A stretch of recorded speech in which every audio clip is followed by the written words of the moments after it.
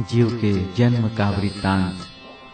पुत्र सुमति ने कहा कि हे पिताजी, मनुष्य स्त्री सहवास के समय गर्भ में जो वीर्य स्थापित करता है वह स्त्री के रज्ज में मिल जाता है।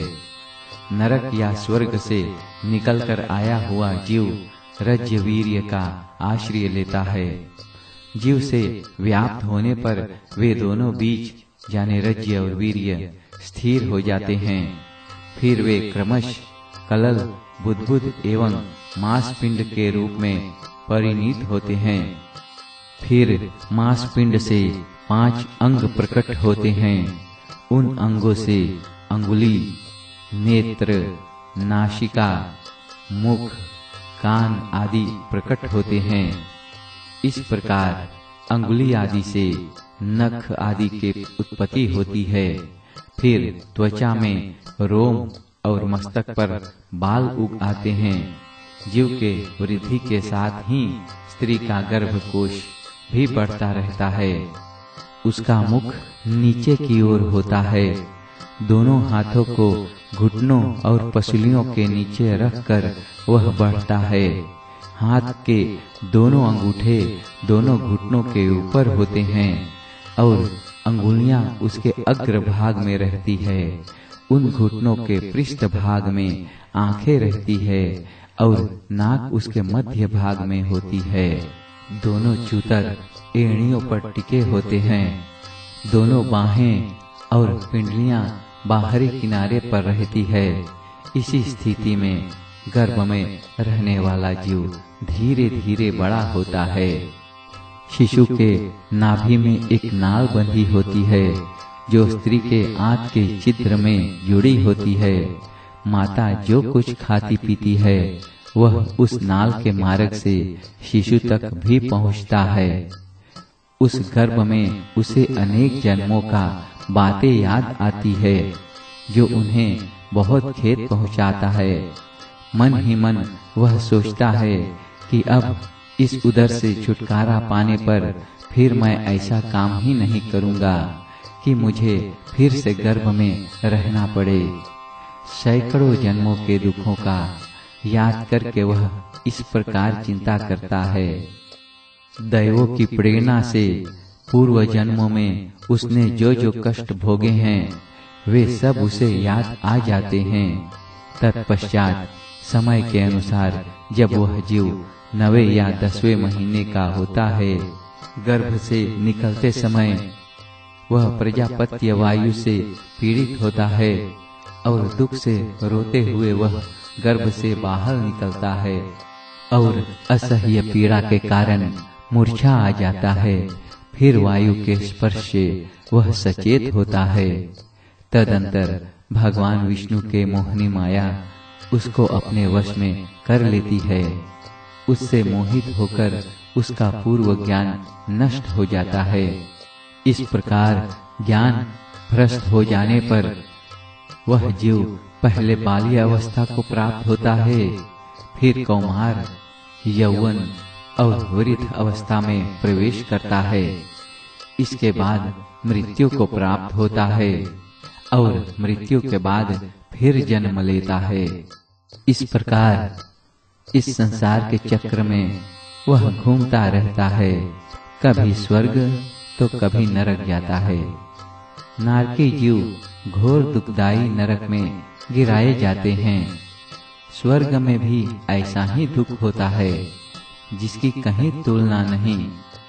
स्वर्ग में पहुंचने के बाद से ही मन में इस बात की चिंता बनी रहती है कि पुण्य समाप्त होने पर हमें यहाँ से नीचे गिरना पड़ेगा और साथ में नरक में पड़े हुए जीव को देखकर बड़ी दुख होता है कि कभी हमें भी ऐसी दुर्गति भोगनी पड़ेगी।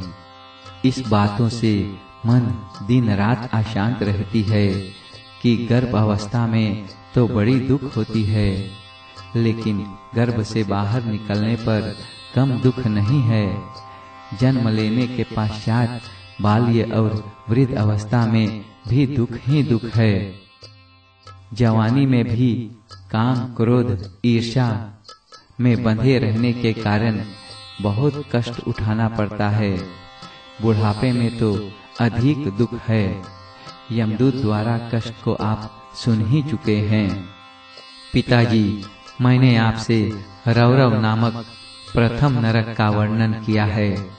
अब महारौरव का वर्णन सुनिए। इसका विस्तार सब ओर से 12,000 योजन का है।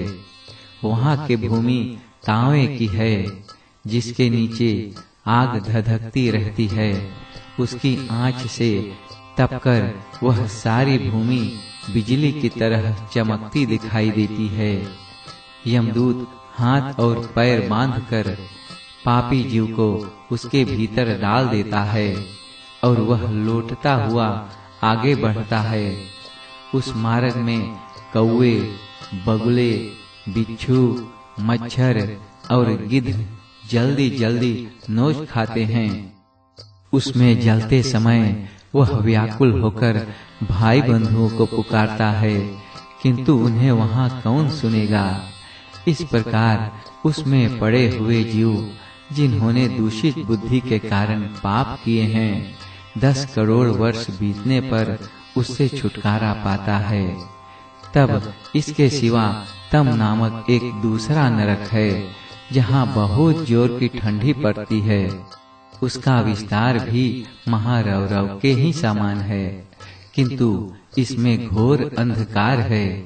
वहाँ पापी जीव ठंडी के कष्ट से भयानक अंधकार में दौड़ते रहते हैं और एक दूसरे से भिड़कर लिपटते रहते हैं। जाड़े से कंपकंपाते हुए उनके दांत टूट जाते हैं और बहुत जोर की भूख प्यास भी लगती है। साथ में बहने वाली वायु भयंकर कष्ट पहुंचाती है। इस प्रकार जब तक पापों का भोग नहीं हो जाता, तब तक वहाँ ऐसी कष्ट को भोगना पड़ता है। इससे भिन्न जाने अलग एक निकृतन नामक नरक है, जिसमें निरंतर चक्र घूमते रहते हैं। पापी जीवों को उसमें डाला जाता है और उसके शरीर सैकड़ों टुकड़े हो जाते हैं, किंतु फिर वह जुड़कर एक हो जाते हैं। और ये कष्ट तब तक भोगना पड़ता है जब तक सारे पापों का नाश नहीं हो जाता। अब अप्रतिष्ठ नामक नरक का वर्णन सुनिए, जिसमें पड़े हुए जीव को असह्य दुख अनुभव होता है। वहाँ कुलाल चक्र होते हैं। दूसरे ओर तीर की तरह घट यंत्र बनाए गए हैं, जो पापी जीवों को दुख पहुँचाने के लिए है। हजारों वर्षों तक उसके बीच उन्हें विश्राम नहीं मिलता। जब यंत्र चुभता है तो पीड़ा से रक्त, आश्रु, लार निकल जाते हैं। ये ऐसे दुख है जो जीव के लिए असह्य है। अब असिपत्रवन नामक नरक का वर्णन सुनिए। यह भूमि 1000 योजन का है। इसमें अग्नि का ताप और सूर्य के अत्यंत कड़े तेज है। इसके बीच में एक बहुत सुंदर वन है, जिसके पत्ते चिकने जान पड़ते हैं, किंतु वे पत्ते तलवार की धार की समान है। उस वन में बड़े बलवान कुत्ते भौंकते रहते हैं, जो 10,000 के झुंड में रहते हैं। वहाँ जो आग फैली है कि दोनों पांव धरते ही पापी जीव अपने माता पिता को पुकारता है और दुखी होकर कहरने लगता है। फिर उसके सामने एक शीतल छाया सा युक्त वन वो देखकर विश्राम के इच्छा से वहाँ जाता है। उनके वहाँ पहुँचने पर जोर की हवा चलती है, जिनसे उनके ऊपर चोक तलवार के समान पत्ते गिरने लगते हैं। उनसे आहट होकर वे आग में गिर पड़ते हैं। उस समय वो भयंकर कुत्ते वहाँ तुरंत आ जाते हैं और पापियों के सब अंगों को टुकड़े टुकड़े कर डालते हैं। इससे भयंकर एक तत्कुंभ नामक नरक है। उसका हाल सुनिए। वहाँ चारों ओर से आग लिपटे हुए लोहे के घड़े घिरे हुए हैं। जो कुंभ तपे होते हैं, उनमें किसी घड़े में खौलता तेल है तो किसी में लोहे का चूर्ण। यमदूतों ने पापी जीवों को उनका मुंह नीचे करके उन्हीं घड़े में डाल देते हैं।